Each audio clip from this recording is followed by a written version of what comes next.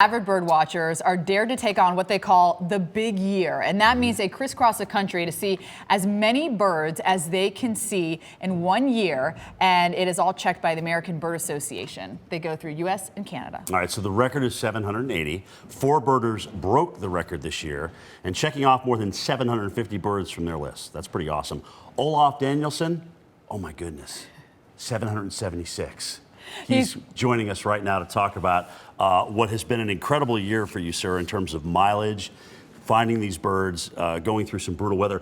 776, 780, you missed it by 4. Was it weather that caused you to miss it?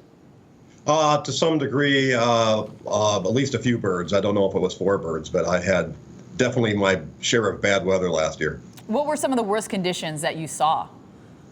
Well, I was chased off a road in Texas by a tornado.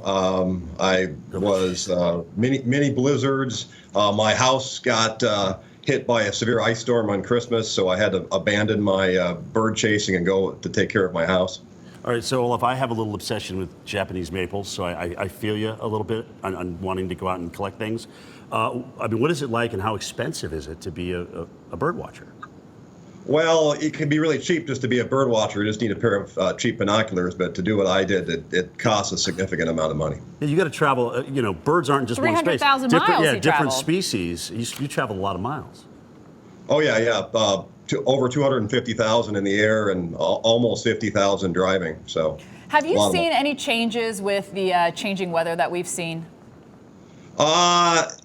There is a theory like going on right now that there's some of the Atlantic geese are starting to find the Northwest Passage and are starting to end up on the West Coast. So there is some theory about that. Yes. All right. So I'm sure there are probably a couple of occasions here.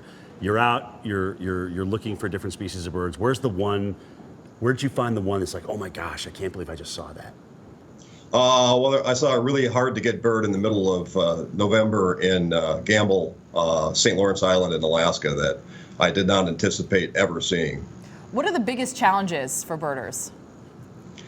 Well, just, getting there, the travel, if you get there, you end up in the middle of a rainstorm or, heavy wind or, you're scheduled to go out to sea and there are heavy waves. I would not want to be going out on the ocean right now on the West Coast with all the waves. Olaf, any tips on keeping the squirrels out of the bird feeders? Steal and or not putting out your bird feeders. I'm more worried about bears getting into my bird feeder. How many people take on this competition every year?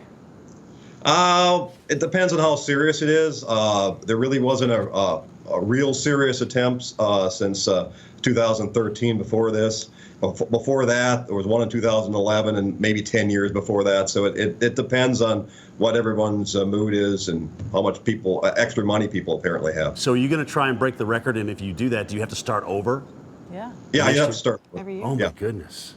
Well, Olaf, best of luck. Wow. Good luck, congratulations. You had a huge year. Can you imagine 776 birds? They have to take a picture, send it in to the association so that it can confirm their different species. So you have to be a good photographer also. Yeah, you do.